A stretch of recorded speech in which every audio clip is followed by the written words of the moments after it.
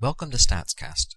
The purpose of this series is to explain statistical concepts in a way that is clear and simple, even if you don't have any previous experience with stats. This video explains the purpose of t-tests, how they work, and when to use them. In another set of videos, I'll show you how to use and interpret t-tests on some popular software programs. So what does a t-test do? It's very simple. A t-test checks if the averages, or means, of two groups are reliably different. That's all it does. Now you may ask, well, why not just look at the means? Looking at the means may tell us if there's any difference at all, but that doesn't tell us if the difference is reliable. For example, if you and I both flip a coin 100 times, and you get heads 52 times, and I get heads 49 times, does that mean you reliably get more heads than me? Are you somehow more likely to get heads in the future? No. There's no real difference, it's only chance. This leads us to the difference between descriptive and inferential statistics. A descriptive statistic only describes the sample we have. It doesn't tell us if our results are likely to happen again. In contrast, a t-test is what we call an inferential statistic. Inferential statistics don't just describe our sample, they tell us what we can expect in new samples that we don't even have. Inferential statistics allow us to generalize our findings to a whole population beyond the sample that we're testing. That can be very powerful. Let's take an example. Researchers have developed a new drug they hope will lower cholesterol. Let's call it t-testrol. They take two groups of people and give the drug to one group for a month. That's the treatment condition. The other group gets an empty pill. That's the control or placebo condition. After that month has gone by, the researchers measure cholesterol for both groups. They find that the control group, which didn't receive the drug, now has a mean cholesterol score of 36. The treatment group, which did receive the drug, now has a mean cholesterol score of 34. Descriptively, these two means are different.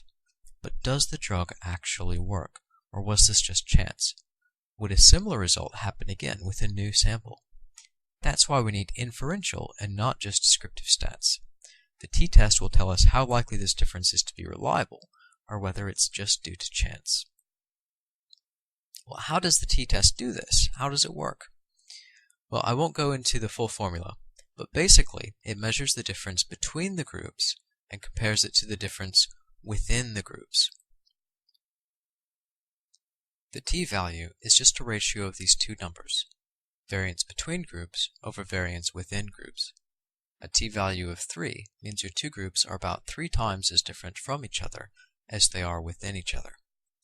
That also means that if groups have wider, more scattered scores, it will be harder to detect a real difference between the groups than if they had narrow, tightly clustered scores. You can think of it as a signal-to-noise ratio. The signal, that's the difference, is easier to detect when there's less noise. That's the scatter. In our example with the cholesterol drug, the difference between groups is about 2, while the difference within the groups is about 6. 2 over 6 gives us a t-value of 1/3, which is not big enough to be reliable. Based on these results, we can't say the drug actually helps lower cholesterol. But how do we know if it's big enough? Each t-value has a corresponding p-value. The p-value is the probability that the pattern produced by our data could be produced by random data. In other words, it tells us whether the difference between our groups is real, or if it's just a fluke. So, a p-value of 0.05 means there's only a 5% chance we would get these results with random data. A p-value of 0.01 means there's only a 1% chance we would get these results with random data, while 0.1 means there's a 10% chance. In most research, the cutoff for what we consider reliable, or statistically significant, is a p-value of 0.05 or below. Now, the exact p-value associated with a t-value depends on how many people are in your sample. Bigger samples make it easier to find statistically significant differences. For example, with two groups of 5, a t-value of 2 has a p-value of 0.04. When you increase the sample size to two groups of 10, that same t-value of 2 now has a p-value of 0.03. Bigger samples are helpful, but the benefit diminishes as the sample size increases. A good guideline is to try and have at least 20 to 30 data points in each group. If your sample is too small, you may not have the statistical power to detect differences that really are there. Sample size is represented through a number called the degrees of freedom. For t-tests, the df is the sample size minus 1.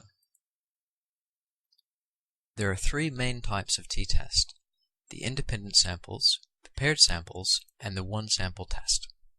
The most common type is the independent samples t-test. This is when you have two different groups you want to compare.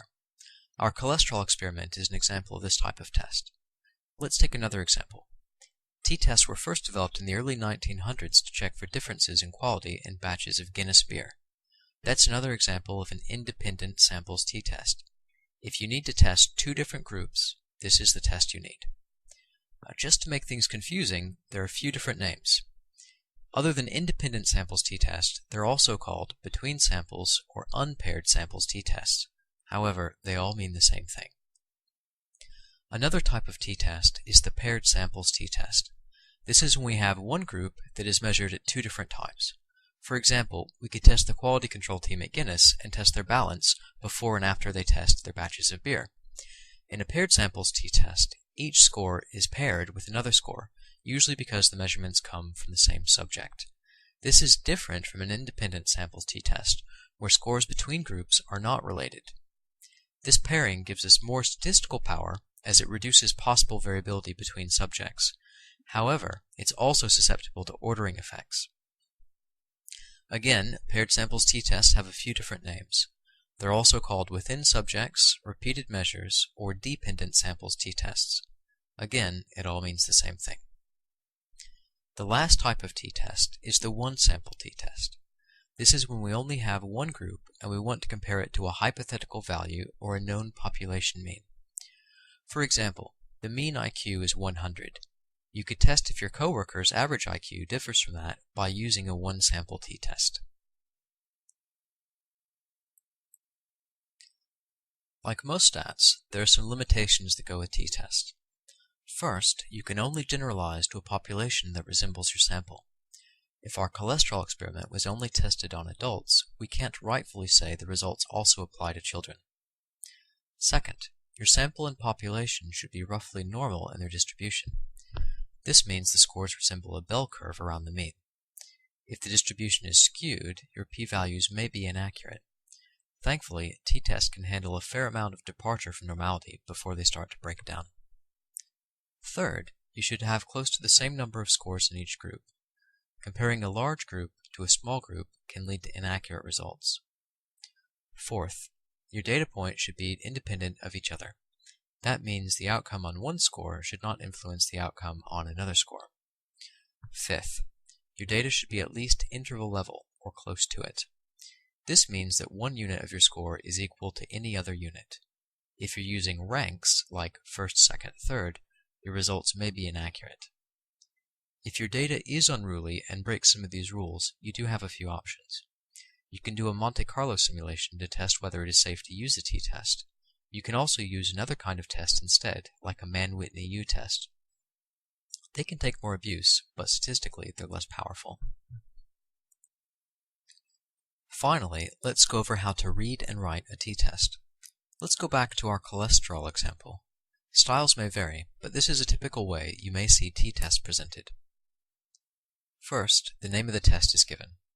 Then, each of the statistical values.